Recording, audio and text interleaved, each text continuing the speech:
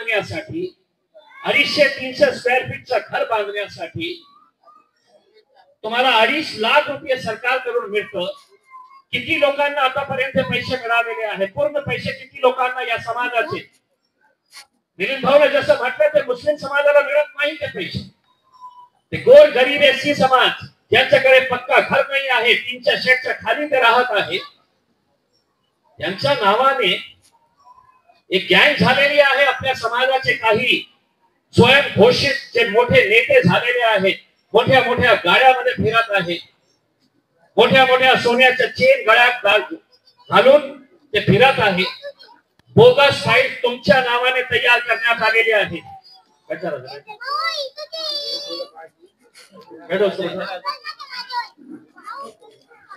तुमच्या नावाने ते फाईल तयार करण्यात येत आहे आणि ते पैसे 2.5 लाख पैकी तुम्ही फक्त कागद द्या आम्हाला आणि त्या कागदाच्या ऐवजी आम्ही तुम्हाला 50,000 रुपये देऊ. खुश तुम्ही, खरे मला 50,000 रुपये मिळत आहे, पण तुमच्या हक्काचे 2 लाख रुपये, तुमच्या नावाने काढलेले 2 लाख रुपये ते कुठे जात आहे? तर या पुढाऱ्यांच्या खिशात जात आहे. मी आपल्याला शब्द देतो, हे जे मोठे नेते आहे, खंडागरे साहेब तुम्ही आमच्या सोबत, मिलिंद भाऊ तुम्ही आमच्या सोबत, गौतम भाई प्रधान साहेब तुम्ही आमच्या सोबत राहा. मी तुम्हाला शब्द देतो, हे मोठे मोठे जितके नेते हे आजपर्यंत तुमच्या हक्काचे पैसे खाल्लेले आहेत, ते सगळ्यांना तुरुंगात पाठवण्याची जबाबदारी इम्तियाज जलील करणार आहे.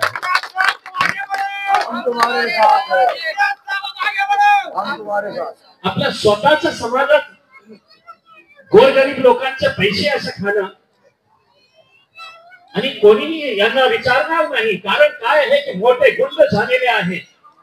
कोणी बोललं तर गुंड्यांना पाठवलं. फडकल गेट ज्या डॉक्टर बाबासाहेब आंबेडकरांचा पुतळा आहे, त्याच्या समोर माझा जन्म झालेला आहे. मी मोठा झाला ते पुतळ्याला बघून, डॉक्टर बाबासाहेबांना बघून मी मोठा झालेला आहे त्या फडकल गेट. आणि ज्या बाबासाहेबांची उंगली ते दाखवत आहे ते माझ्या घराकडे दाखवत होते बाबासाहेब आंबेडकर. आणि तुम्ही माझ्यावर केसेस करतो. तुम्हाला असं वाटतं की इम्तियाज जलील घाबरणार? त्या मंत्र्यांनी ज्याचा भ्रष्टाचार मी उघड केलं ते पोलीस कमिशनरांना फोन करतो, डीसीपीला, एसीपीला, पीआयला फोन करतो आणि सांगतो की इम्तियाज जलीलवर तुम्ही FIR रजिस्टर करा आणि पोलीस करून टाकतो.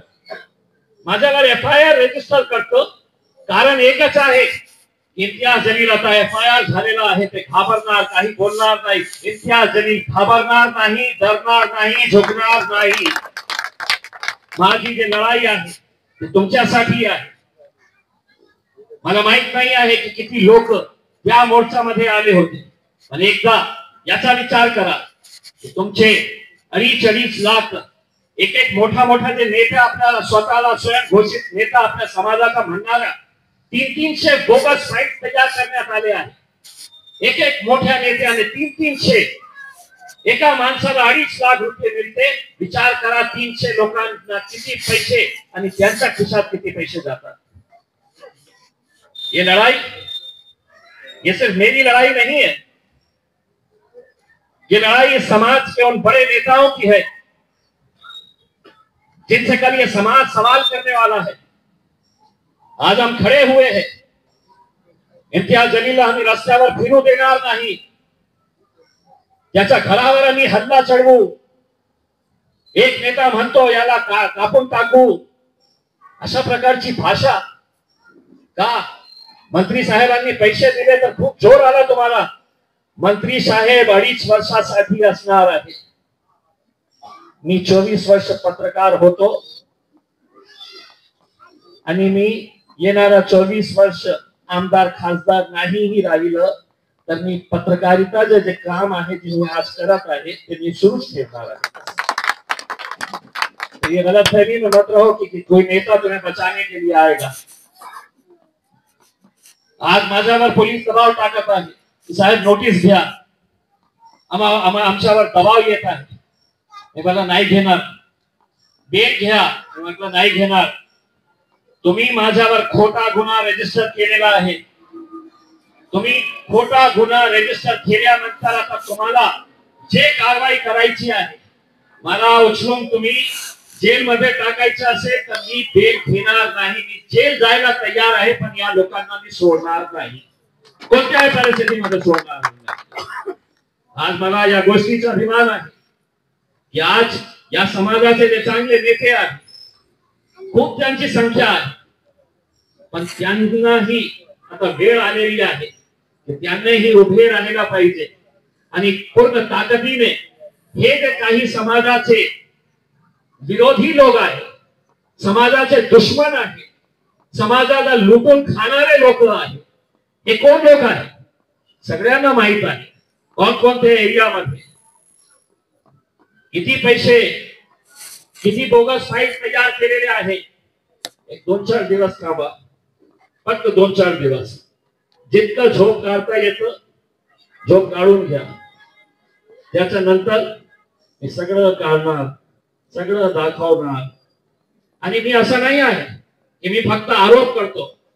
जेव्हा संजय शिरसाटच्या विरोधात इम्तियाज जलीलने आरोप केलं तर सगळे डॉक्युमेंट्स, सगळे पेपर्स, कागदपत्र घेऊन इम्तियाज जलील मुंबईच्या सीबीआय ऑफिस मध्ये स्वतः जाऊन आलो. मी सीबीआय डायरेक्टरला ते सगळे डॉक्युमेंट्स दिलं.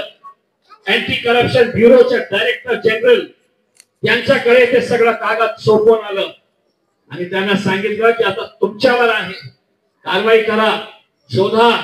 इतका मंत्र्याकडे जे गोरगरिबांची, दलित समाजांचे गोरगरीब लोकांची जमीन आहे, ते जमीन आपल्या मुलांच्या नावावर ट्रान्सफर. तुम्हाला 300 स्क्वेअर फीट जागा मिळत नाही आणि महाशय 10-10 एकर जागा, 10-10 एकर जागा आपल्या मुलांच्या नावावर करून घेता. कोणीही बोलायला तयार नाही. कलेक्टर साहेब गप, तहसीलदार साहेब गप, पोलीस काही करायला तयार नाही.